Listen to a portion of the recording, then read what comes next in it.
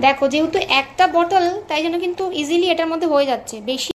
তো দেখো এই যে মিহি সোনার এখন 9 হয়ে গেছে। হ্যালো বন্ধুরা, গুড মর্নিং। আমি অর্পিতা আর আমার চ্যানেলে তোমাদের সবাইকে ওয়েলকাম আর এত ভালোবাসা। তো দেখো এখন সকালবেলা প্রায় এখন 9:45 মতন বাজে। তো আমি, মা, মিহি আর অরূপ কিন্তু বেরিয়ে পড়েছি। আমরা যাব হচ্ছে ডক্টর চেক আপে। মিহির আজকে বাড়ি থেকে ফার্স্ট রয়েছে, কিন্তু বাড়িতে আসার পরে রয়েছে ফার্স্ট ডক্টর চেক আপ। সেটা কিন্তু যাব ILS হসপিটালে আমরা। তো তার জন্যই বেরিয়ে পড়েছি। আর বেরিয়ে গাড়িতে উঠে আবার মনে পড়েছে ফাইল নিতেই ভুলে গেছি, মানে ওর যা ডকুমেন্টসগুলো সেগুলো। তো দেখো এখানে মিহি মায়ের কোলে রয়েছে, মানে দিদার কোলে। আর প্রচণ্ড গরম, এসি ছাড়া থাকাই যাচ্ছে না, বাইরে এতটা কিন্তু গরম। তারপরে আমরা তো হসপিটালে তাড়াতাড়ি করে পৌঁছে গেছি, রাস্তা ফাঁকাই ছিল প্রায়।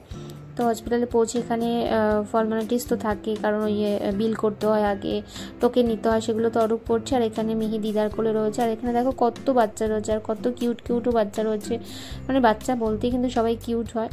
তো এখানে আমার তো অ্যাপয়েন্টমেন্ট করাই ছিল, তাই জন্য বেশি দেরি হবে না। কিন্তু তার আগে যে প্রসেসিংগুলো থাকে সেগুলো তো অবশ্যই করতে হবে, তাই জন্য একটু ওয়েট করতে হচ্ছে। আর এখানে ওই বাচ্চাগুলো কিন্তু অন্য ডক্টর দেখাবে, আর আমরা দেখাবো যেখানে মিহি হয়েছে, যার কাছে হয়েছে, ডক্টর অনুসুয়া ম্যাম, তার কাছে কিন্তু আমরা চেক আপটা কিন্তু করাবো। আর আমরা ভেবেছি পরবর্তীকালে তাকেই দেখাবো। আর আমি যেখানে থাকি বাড়ির ওখানে, সেখানে দেখাবো, সেখানে একটা ভালো ডক্টর দেখে নেবো, কারণ সবসময় এখানে আসা এত দূরে সম্ভব হবে না। কিন্তু ভ্যাকসিনগুলো আমরা ওনার থেকেই কিন্তু নেব। তারপরে দেখো এখানে ওকে আগে ওয়েট করা হচ্ছে, তারপরে মাথার এগুলো মাপ হবে, সব কিছু হবে। কমপ্লিট হয়ে গেছে, সব ঠিক আছে। আমারও চেক আপ হয়ে গেছে, ওরও চেক আপ হয়ে গেছে। এখন আমরা বাড়ি যাচ্ছি। আর মা গেল বাড়িতে, মা আবার বিকেলে আসবে। সবাইকে হাই করে দাও, হাই করে দাও, হাই। সবাইকে হাই করছে, ও দেখছে, দেখো কিরকম করে তাকিয়ে দেখো ফোনের দিকে। ভাবছি এখানে কাকে দেখা যাচ্ছে, মাম্মামকে, পাপাকে, আমাকে। দাদা কোথায়? দাদা আসতো, দাদাকে বলছে ভ্যাকসিন দিয়ে দেবো তোমাকে এখন। দাদা মন খারাপ হয়ে গেছে, ভাবছে আমরা 3 জনে বেরোচ্ছি, ভাবছে ঘুরতে যাচ্ছি। কিন্তু ভাবছে মানে কি, ও কিন্তু জানে যে ডাক্তার দেখাতে এসছি। তাও বাচ্চা মানুষ তো, ও তো আর সেরকম বড় হয়ে যায়নি, ওর ম্যাচুরিটি একটু কমই, তাই ও মনটা খারাপ করে বসে আছে। চলো এখন বাড়ি যাই, বাড়ি গিয়ে অনেক কাজ আছে। হসপিটাল থেকে বাড়ি চলে এসেছি। বাড়ি এসে ঢুকে পুরো চেঞ্জ করলাম, করে হাত পা ধুয়ে ভালো করে ফ্রেশ হয়ে নিয়েছি। নিয়ে ওর দুটো মাছ সব ধুয়েই গেছিলো, দুটো জাস্ট ওই ন্যাপি বেরিয়েছিল টয়লেটে, সেটাকে ধুয়ে দিলাম, কারণ ওকে না ঘুমাচ্ছে।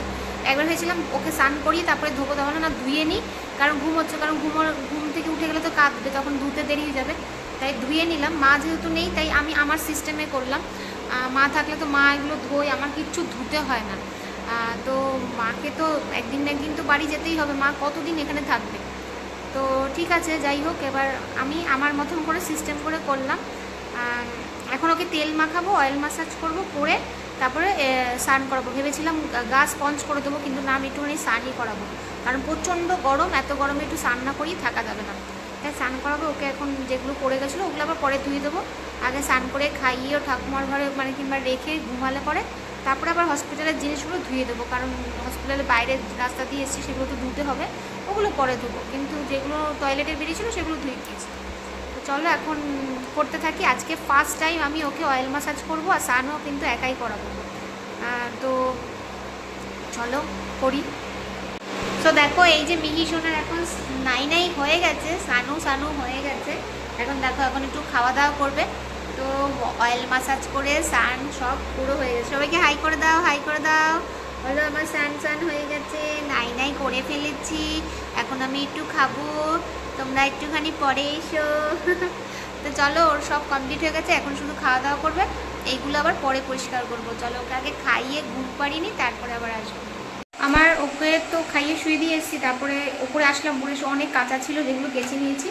ওর বেশি ছিল না, ওর দুটো একটা ছিল, মানে যেহেতু হসপিটালে দেখাতে গেছিলাম, তাই জন্য ওর যে জামা, তারপরে টাওয়াল যেটার মধ্যে নিয়ে গেছিলাম, সবগুলো কেচে দিয়েছি, ছাদে মেলে দিয়ে আসলাম। আর আমারও জামা কাপড় ছিল যেটা আমি পরে গেছিলাম, সেগুলোকেও কেচে দিলাম, কেচে টেচে মেলে দিয়ে এসেছি।